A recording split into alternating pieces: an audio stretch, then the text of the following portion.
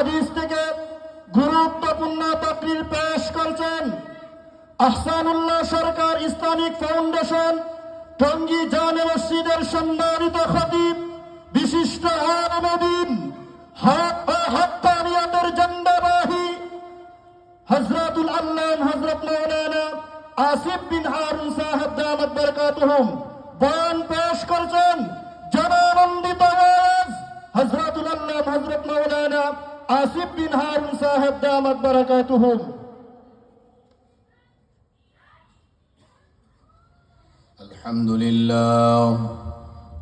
الحمد لله نحمده ونستعينه ونستغفره ونعوذ بالله من شرور أنفسنا ومن سيئات أعمالنا من يهده الله فلا مضل له ومن يضلل فلا هادي له ونشهد أن لا إله إلا الله وحده لا شريك له ونشهد أن سيدنا ومولانا محمدا عبده ورسوله أعوذ بالله من الشيطان الرجيم بسم الله الرحمن الرحيم قد أفلح المؤمنون الذين هم في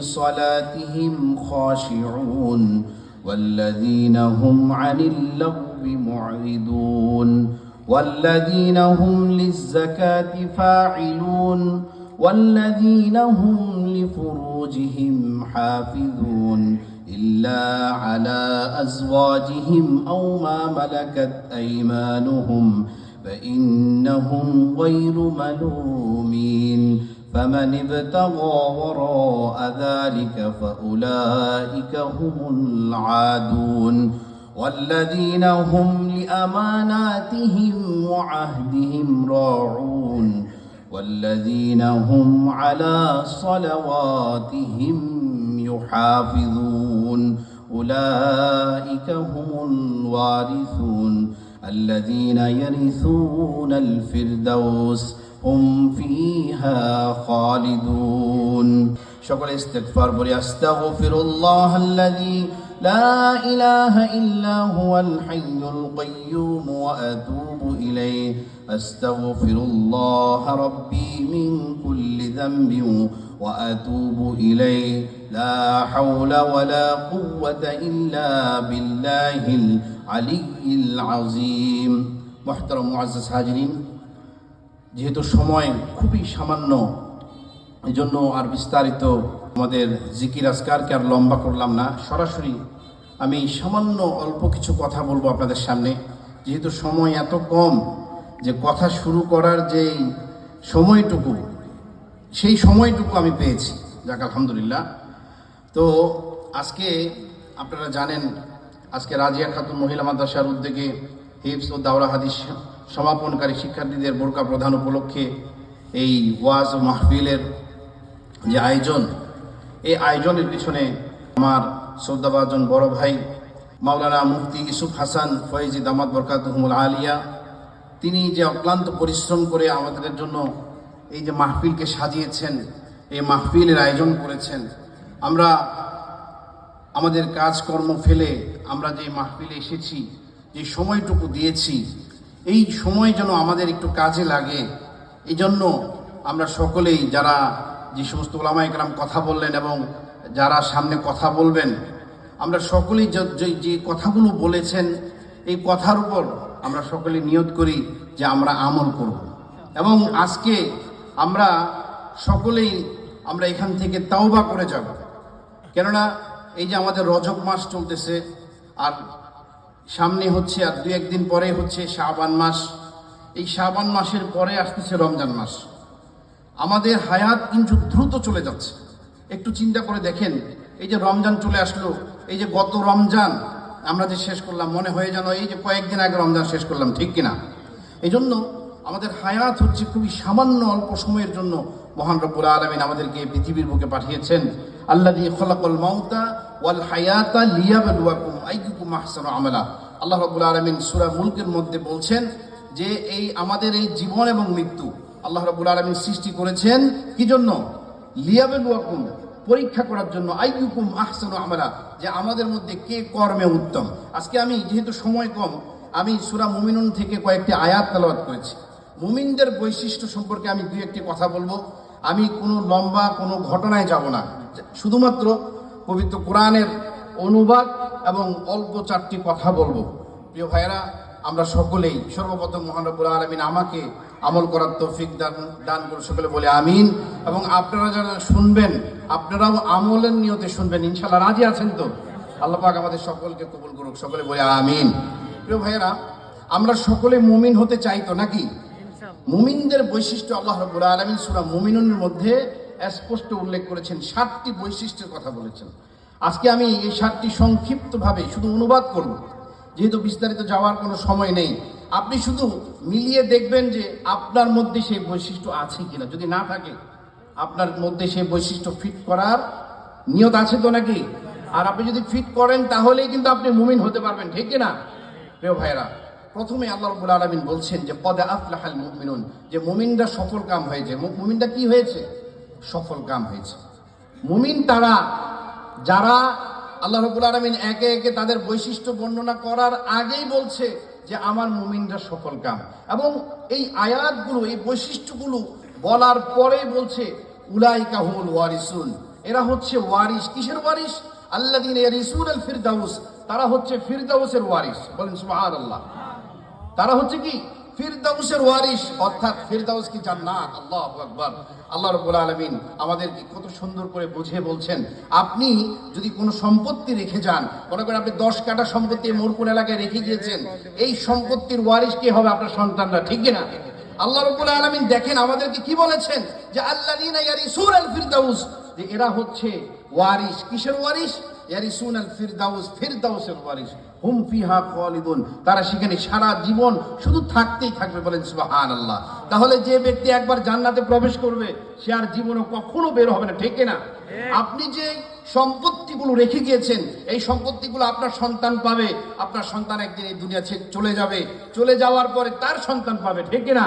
কিন্তু আল্লাহ রাব্বুল আলামিন আমাদেরকে এমন ওয়ারিস বানাবেন, এমন একটি জিনিসের ওয়ারিস আমাদেরকে বানিয়েছেন বা বানাবেন, যদি আমরা আমল করি। যদি আমরা কি করি? যদি আমরা আমল করি, তাহলে আমরা যদি মুমিন হতে পারি, কি হতে পারি? মুমিন হতে পারি, তাহলে আল্লাহ রাব্বুল আলামিন আমাদেরকে ওয়ারিস বানাবেন। কিসের ওয়ারিস? জান্নাতের ওয়ারিস। তাহলে আমরা সকলে জান্নাতের ওয়ারিস হতে চাই তো নাকি? যদি চাই, তাহলে আল্লাহ রাব্বুল আলামিন কি বলছে দেখেন, কদ আফলাহাল মুমিনুন, মুমিনরা সফল কাম হয়েছে। মুমিন কারা?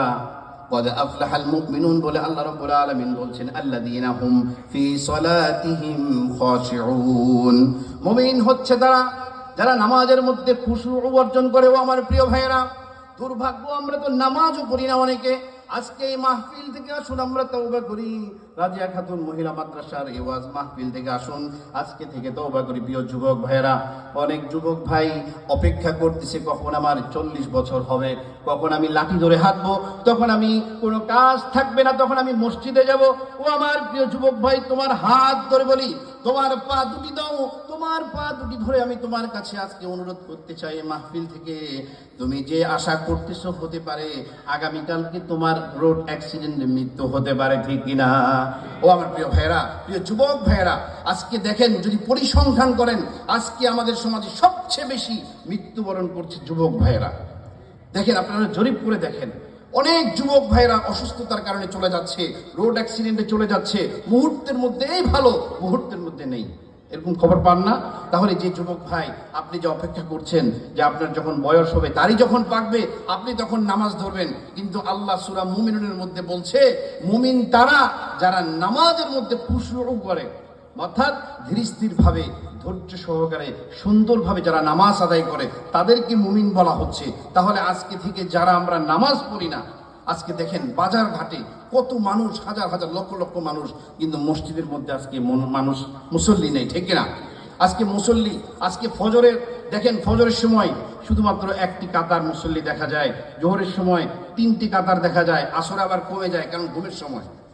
আসরে আবার দেখবেন যে এক কাতার, আবার মাগরিবের সময় একটু কিছু মানুষ দেখা যায়, এশারের সময় আরো কমে যায় এক কাতার। তাহলে এই যে আজকে আমাদের সমাজে 80% লোক নামাজ পড়ে না, তাহলে 80% লোক আমরা কোথায় যাচ্ছি? আমাদের স্থান কোথায় হবে প্রিয় ভাইরা? একটু চিন্তা করে দেখেন, সময় খুব কম, দ্রুত বলতে হবে। আল্লাহ রাব্বুল আলামিন বলছে আল্লাযীনা হুম ফি সলাতিহিম খাশিউন, যারা হচ্ছে মুমিন, যারা নামাজের মধ্যে খুশু করে। আজকে এই মাইকের আওয়াজ যত দূর যাচ্ছে প্রিয় যুবক ভাইরা, অনেক মা বোনরা শুনছেন ঘরে বসে, আজকে থেকে তওবা করেন, আজকে থেকে তওবা করেন আল্লাহর দরবারে মন থেকে।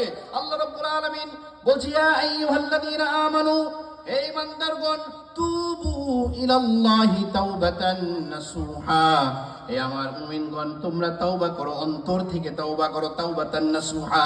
ও আমার প্রিয় ভাইরা, মুসলিম শরীফের একটি হাদিস এসেছে, যে হাদিসের মধ্যে আল্লাহ রাসূল সাল্লাল্লাহু আলাইহি ওয়াসাল্লাম বলছেন, এমন একজন ব্যক্তি মরুভূমির মধ্যে তিনি হারিয়ে গিয়েছেন।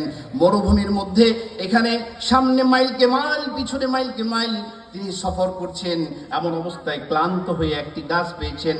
এই একটি গাছ ছাড়া ওই মরুভূমির মধ্যে আর কোনো গাছ নেই। তিনি ওই গাছের নিচে একটু ছায়ার জন্য সামান্য একটু বিশ্রাম নিচ্ছেন। ওই বিশ্রাম নেওয়া অবস্থায় তার যেই ঘোড়া ছিল, তার যেই সামানা ছিল, খাবার ছিল, খাবারের পানি ছিল মরুভূমির মধ্যে। এগুলো এখন বললে অনেকেই মনে করবেন এমন মরুভূমি থেকে আসলো, এখন তো বিমানের যুগ। কিন্তু এমন একটি সময় গিয়েছে যখন মরুভূমির মধ্যে অনেক মানুষ সফর করত, মাইলকে মাইল হাঁটা লাগতো, ঠিক কিনা জোরে বলেন। ও আমার প্রিয় ভাইয়েরা, হাদিসের মধ্যে আল্লাহ রাসূল বলছে, এমন একটি মরুভূমির মধ্যে এমন একজন ব্যক্তি, তিনি তার সামানাগুলো নিয়ে তিনি ঘুমিয়েছেন। হঠাৎ ঘুম থেকে উঠে দেখে তার সামানাগুলো নেই, অর্থাৎ তার যে উট ছিল, উটটি হাঁটতে হাঁটতে চলে গিয়েছে। এমন অবস্থায় সে যদি বাড়িতে ফিরে যায়, সে তার মৃত্যু হবে।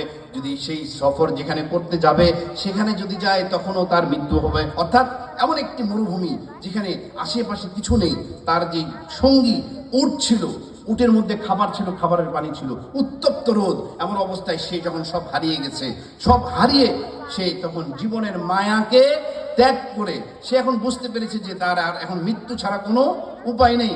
সে এখন জিকির করতে করতে আবার ঘুমিয়ে গেছে। ঘুম থেকে উঠে দেখে তার উট তার সামনে। এই ব্যক্তিটা কেমন খুশি হবে বলেন তো? কেমন খুশি হবে? খুশির ঠেলায় সে ব্যক্তি কি বলতেছে, ও আল্লাহ, তুমি আমার বান্দা, আমি তোমার রব। এটা খুশির ঠেলায় বলতেছে। আসলে তো অর্থাৎ সে এটা বলতে চেয়েছে যে আল্লাহ, তুমি আমার রব, আমি তোমার বান্দা। কিন্তু এত খুশি হয়েছে যে খুশির ঠেলায় কি বলতেছে, যে আল্লাহ, তুমি আমার বান্দা, আমি তোমার রব।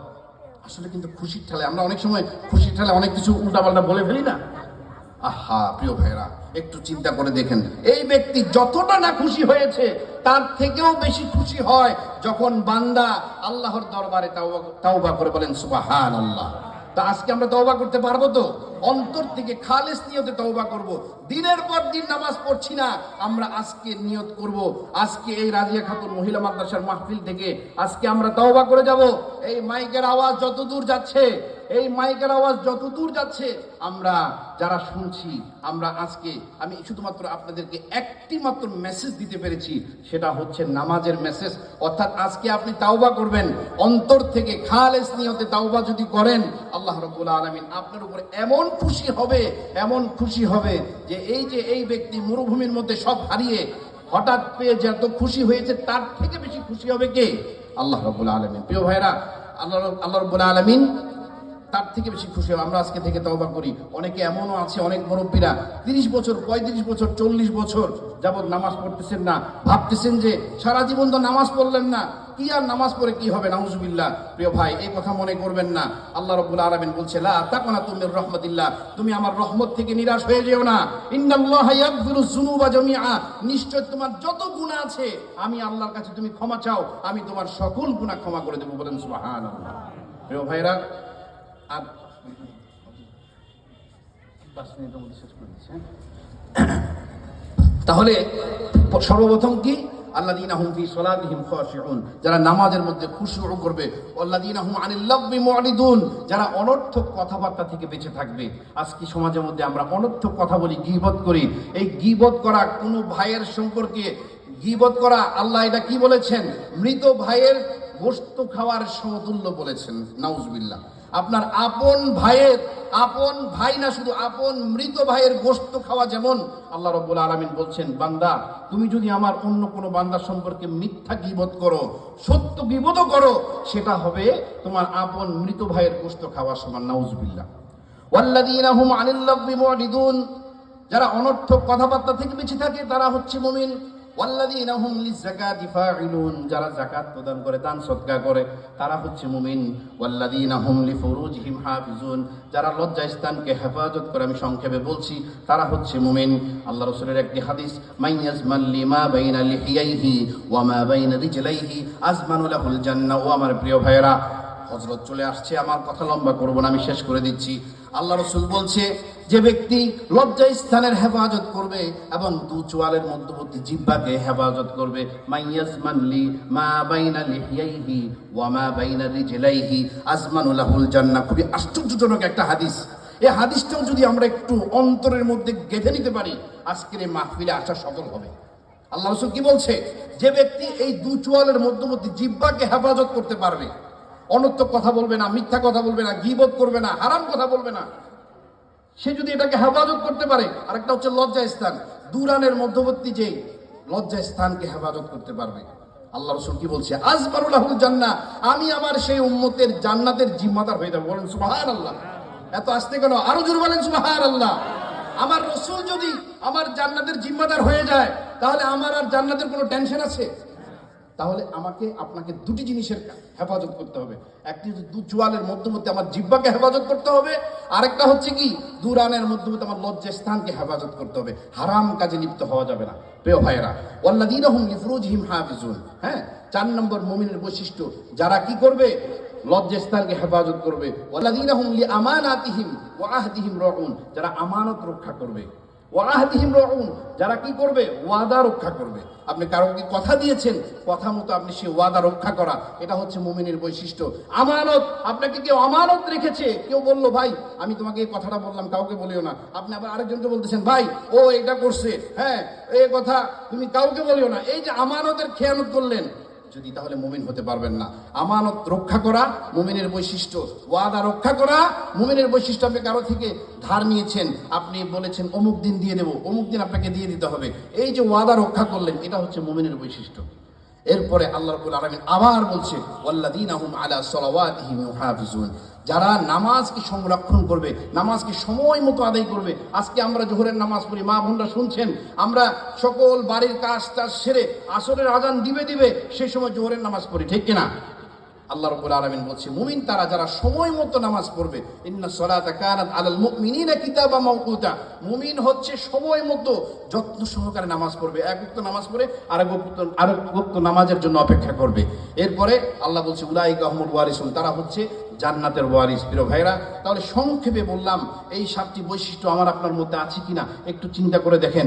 আর আজকে আপনাদের কাছে অনুরোধ থাকবে, তাওবা করব আল্লাহর কাছে। মাল্লাদিমাল ইস্তিগফার জাআলাল্লাহু লাহু মিন কুল্লি যিকিন মাখরাজান ওয়া ইয়ারযুকুহু মিন হাইসু লা ইয়াহতাসিব। আল্লাহ রাসূল সাল্লাল্লাহু আলাইহি ওয়াসাল্লাম বলছে, যে ব্যক্তি সব সময় ইস্তিগফার করবে, উঠতে বসতে আস্তাগফিরুল্লাহ আস্তাগফিরুল্লাহ, উঠতে বসতে আস্তাগফিরুল্লাহ, চলতেছে আস্তাগফিরুল্লাহ, অটোতে উঠছেন, টঙ্গিবাজার যাবেন, আস্তাগফিরুল্লাহ চলতেছে 100 বার। আল্লাহ রাসূল কি বলেছে, মাল্লাদিমাল ইস্তিগফার, যে ব্যক্তি নিজের উপর লাজিম করে নিবে, সারাক্ষণ ইস্তিগফার করবে। আল্লাহ রাসূল কি বলছে, মাল্লাদিমাল ইস্তিগফার জাআলাল্লাহু লাহু মিন কুল্লি যিকিন মাখরাজান ওয়া ইয়ারযুকুহু মিন হাইসু লা ইয়াহতাসিব, যে তার সকল টেনশন, তার সকল বিপদ আপদ, সকল কিছুর জিম্মাদার আল্লাহ হয়ে যাবে। অর্থাৎ কোনো টেনশন থাকবে না, কোনো আপনার কোনো হতাশা থাকবে না, দুর্দশা থাকবে না। আর আল্লাহ রাসূল কি বলছে, ওয়ারযুকুহু মিন হাইসু লা ইয়াহতাসিব, এমন জায়গা থেকে আল্লাহ তাকে রিজিকের ব্যবস্থা করে দিবে যে সে কল্পনাও করে না। আজকে রিজিকের জন্য তো আমরা এত কিছু করছি, ঠিক না? ইনকামের জন্য এত কষ্ট, এত মেহনত, এত কোরবানি। আপনি আমি যদি একটা আমল করতে পারি, সর্বক্ষণ আল্লাহর উপর ভরসা করে যদি আমরা ইস্তিগফার করতে পারি বেশি বেশি, এবং 5 ওয়াক্ত নামাজ যদি আমার জন্য লাজিম করে নেই, ইনশাআল্লাহ তাআলা আমার আপনার জীবনটা সহজ হয়ে যাবে। মৃত্যুর সময় কালেমা নসিব হবে, পরকালে জান্নাত আমাদের জন্য অপেক্ষা করবে। উলাইকা হুমুল ওয়ারিসুন। প্রিয় ভাইয়েরা, আল্লাহ পাক সর্বপ্রথম আমাকে, আমি গুনাহগারকে আমল করার তৌফিক দান করুন, সাথে সাথে আপনাদের সকলকে আমল করার তৌফিক দান করুন। ওয়া আখিরু দাওয়ানা আলহামদুলিল্লাহি রাব্বিল আলামিন। আসসালামু আলাইকুম ওয়া রাহমাতুল্লাহি ওয়া বারাকাতুহু। মাশাআল্লাহ, জাযাকাল্লাহ। হযরত মাওলানা আসিফ বিন হারুন সাহেব দামাত বারাকাতুহুম অত্যন্ত গুরুত্বপূর্ণ আলোচনা পেশ করেছেন। হযরতের হায়াতের ভিতর আল্লাহ পাক বরকত দান করেন, আমাদেরকেও হযরতের কথার উপর আমল করার তৌফিক দান করেন।